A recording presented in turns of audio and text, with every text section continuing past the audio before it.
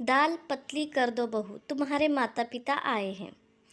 रात के लगभग 8:30 बज चुके थे। निधि रसोई में रात का खाना बना रही थी और खाना लगभग बन भी चुका था। केवल दाल में तड़का लगाना ही बाकी था। वैसे भी आज उसने हल्के फुल्के दाल चावल ही बनाए थे। दोपहर में कुछ मेहमान आए थे, इसलिए पनीर और छोले दोनों की ही सब्ज़ी बनी थी। तो रात में हल्का फुल्का ही ठीक रहता है। अभी निधि ये सोच रही थी कि सास ममता जी ने रसोई में प्रवेश किया। बहू, शिल्पा के सास ससुर आने वाले हैं, फटाफट से खाना बना दो, कुछ बढ़िया सा बना देना, आखिर समधी आए हैं। कोई कंजूसी मत करना, ऐसा ना हो कि कल को शिल्पा को 2 बातें सुननी पड़े।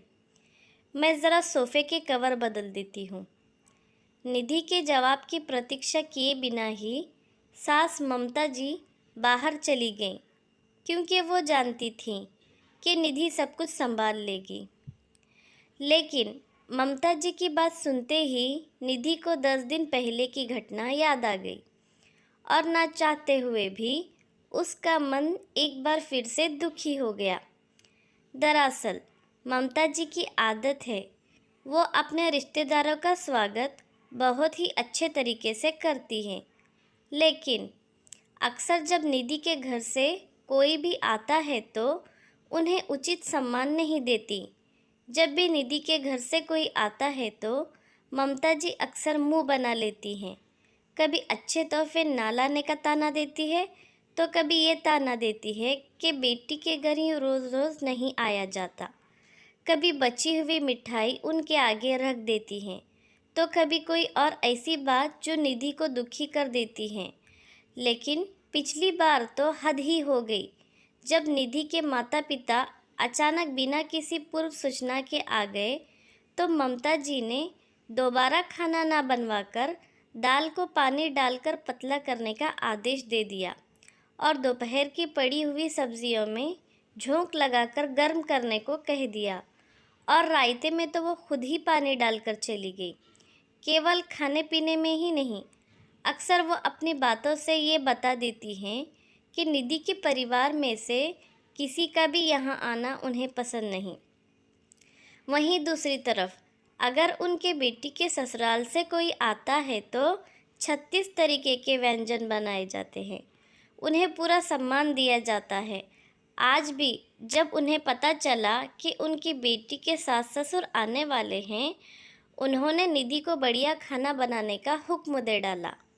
हालांकि बाकी हर तरीके से ममता जी का व्यवहार निधि के प्रति बहुत अच्छा रहता है, लेकिन न जाने क्यों जब भी बात निधि के परिवार की आती है उनका व्यवहार बदल जाता है।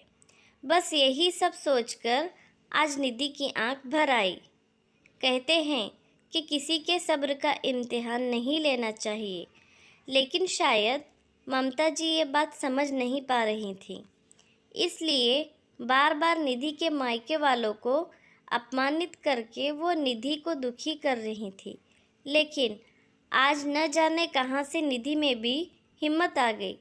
अपने आंसू पोंछकर वो हॉल में आ गई और सोफ़े के कवर बदलते हुए ममता जी से बोली, मम्मी जी, दीदी के सास ससुर कब तक आएंगे? क्योंकि खाना तो लगभग बन ही चुका है।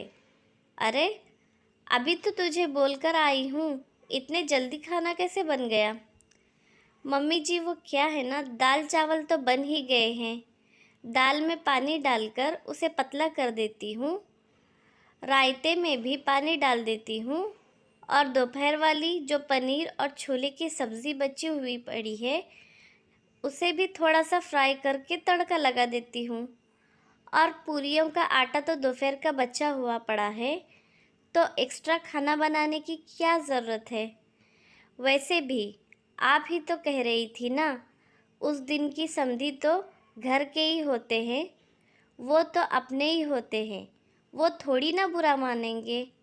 अगर हम उन्हें दोपहर का खाना खिला देंगे, अब दोबारा खाना बनाएंगे तो दोपहर का खाना वेस्ट हो जाएगा। याद है मम्मी जी आपको, उस दिन जब मेरे मम्मी पापा आए थे तब आपने यही कहा था तो फिर आज भी ऐसा ही करते हैं दीदी के सास और ससुर के साथ भी। वो भी तो समधी ही है ना, घर के ही हैं, अपने ही लोग हैं, वो थोड़ी ना बुरा मानेंगे। क्यों, सही है ना मम्मी जी? निधि की कही हुई हर बात आज ममता जी को आईना दिखा रही थी और उन्हें ये एहसास करवा रही थी कि आज तक वो निधि के परिवार के साथ कितना गलत कर रही थी। शायद इसलिए निधि कहने से इतना सब कुछ सुनने के बाद आज निधि से आंख मिलाने की उनकी हिम्मत नहीं हो रही थी। लेकिन फिर भी गलती का एहसास होने पर गलती को स्वीकार न करना ये ममता जी की फितरत नहीं थी। इसलिए चंद ही मिनटों बाद उन्होंने चुप्पी तोड़ते हुए निधि से कहा, बेटा, सबसे पहले तो आज तक जो गलत व्यवहार मैं तुम्हारे परिवार के साथ करती आई हूँ उसके लिए मुझे माफ़ कर दो। और दूसरी बात, मैं तुमसे वादा करती हूँ कि जिस तरीके का व्यवहार शिल्पा के ससुराल वालों के साथ मैं करती हूँ उसी तरह का अपनापन और मान सम्मान तुम्हारे परिवार वालों के साथ करूँगी। आशा करती हूँ कि ये स्टोरी आपको पसंद आई होगी। अगर स्टोरी आपको पसंद आई होगी तो स्टोरी को लाइक करें और चैनल को सब्सक्राइब करें और इसमें आपकी क्या राय है हमें कमेंट बॉक्स में ज़रूर बताएं।